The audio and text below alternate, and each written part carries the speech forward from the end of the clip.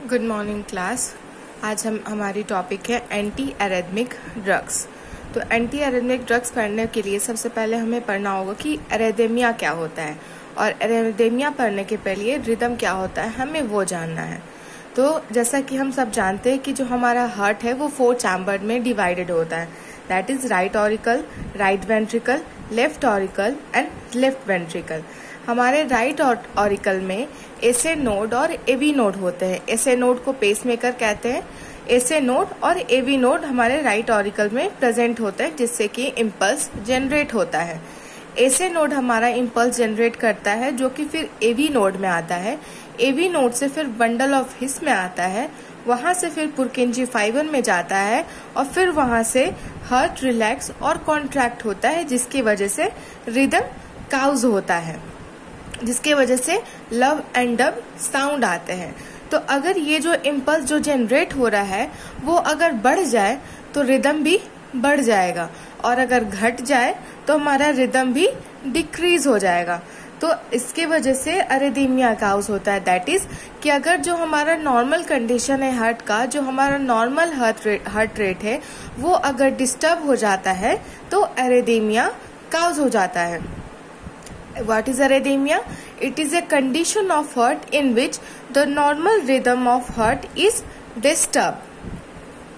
अब कितने तरीके के एरिथमिया होते हैं? तो पहला है ब्रैडीकार्डिया। ब्रैडीकार्डिया में क्या होता है कि जो हमारा नॉर्मल वैल्यू है हार्ट रेट का, उससे कम हार्ट रेट हो जाता है। ये अब normal condition in which heart rate is less than normal value, that is less than 60 beats per minute. Second है टैकीकार्डिया।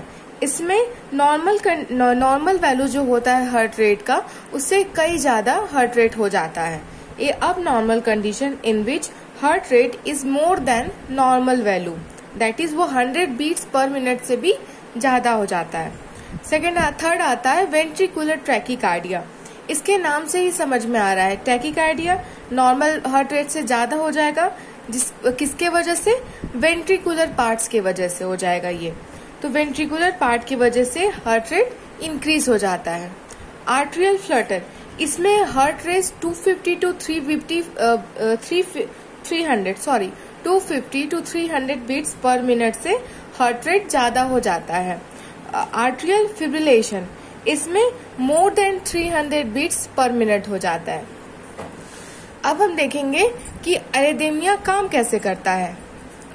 एरिथमिया 2 कंडीशन से होता है। पहला अबनॉर्मल जनरेशन ऑफ इम्पल्स, और दूसरा abnormal conduction of impulse. Generation मतलब start होना, abnormal start होना, और कंडक्शन मतलब एक पॉइंट से दूसरे पॉइंट तक जाना। तो 2 कंडीशन हो गए। पहला अबनॉर्मल जनरेशन ऑफ इम्पल्स, अबनॉर्मली वो इम्पल्स जनरेट हुआ है, और दूसरा अबनॉर्मली वो एक जगह से दूसरे जगह गया है। तो जो फर्स्ट है अबनॉर्मल जनरेशन, उसमें भी 3 कंडीशंस है। पहला altered normal automaticity. Altered normal automaticity, altered मतलब होता है या तो वो कम हो जाएगा या ज्यादा हो जाता है। ऑटोमेसिटी मतलब अपने आप काम करने वाला, जैसे हमारा जो नर्वस सिस्टम है वो डिपेंड नहीं रहता है, वो ऑटोमेटिक काम करता है, उसी तरह से उसी को कहते हैं ऑटोमेसिटी। तो अल्टर्ड नॉर्मल ऑटोमेसिटी, जो वो नॉर्मली जो खुद से काम करता है, वो जो रेट है उसका वो कम या ज्यादा हो जाता है। सेकेंड आता है अब नॉर्मल ऑटोमेसिटी। अब नॉर्मल मतलब जो नॉर्मली उसका जो हार्ट रेट है, जो नॉर्मली पेस से जिससे वो काम करता है, वो नहीं रहेगा, वो अब नॉर्मल हो जाएगा। डिफरेंस होता है अल्टर्ड और अब नॉर्मल दोनों में। थर्ड होता है आफ्टर डीपोलराइजेशन।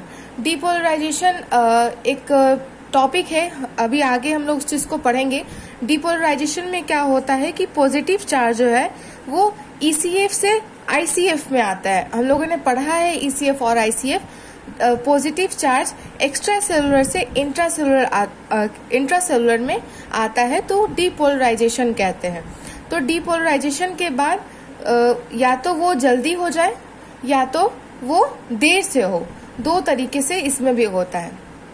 सेकंड है अब नॉर्मल कंडक्शन ऑफ इम्पल्स। एक जगह से दूसरे जगह जो इम्पल्स जाना है उसमें भी कुछ अब नॉर्मलिटी हो जाए। जैसा री एंट्री है और कंडक्शन ब्लॉक है।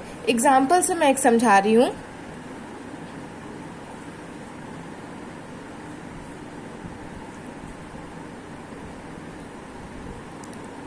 नॉर्मली क्या हो रहा है कि यहां से इम्पल्स जनरेट हो रहा है, एक इधर जा रहा है और एक इधर जा रहा है। पर अगर यहाँ पे किसी तरीके का ब्लॉकेज आ जाए, कंडक्शन ब्लॉक कह ले, तो अब ये क्या होगा, अब ये ऐसे ही जाएगा, ठीक है, वापस से ऐसे जाएगा और फिर ऐसे तो जा नहीं पाएगा, तो ये फिर इसी के अंदर चला जाएगा, ये वापस से इसी के अंदर चला जाएगा ड्यू टू दिस ब्लॉकेज। तो कंडक्शन ब्लॉकेज के थ्रू ये क्या हुआ कि ये तो जो नॉर्मल पाथ था उस पे तो ये ट्रेवल नहीं कर पाया, पर ये अपना रास्ता चेंज किया और दोबारा से उसी पाथ में चला गया, तो री एंट्री हो गई। इससे क्या हुआ, सपोज कि जब ये नॉर्मली ऐसे जा रहा था तो ये 72 बीट्स पर मिनट था, पर चूंकि ये इम्पल्स फिर से उसमें गया तो ये कुछ तो अफेक्ट करेगा ही, ये 72 से 82 बीट्स पर मिनट हो गया, तो ये कुछ तो अब नॉर्मलिटी किया, वही यहाँ पे समझ जा रहे थे।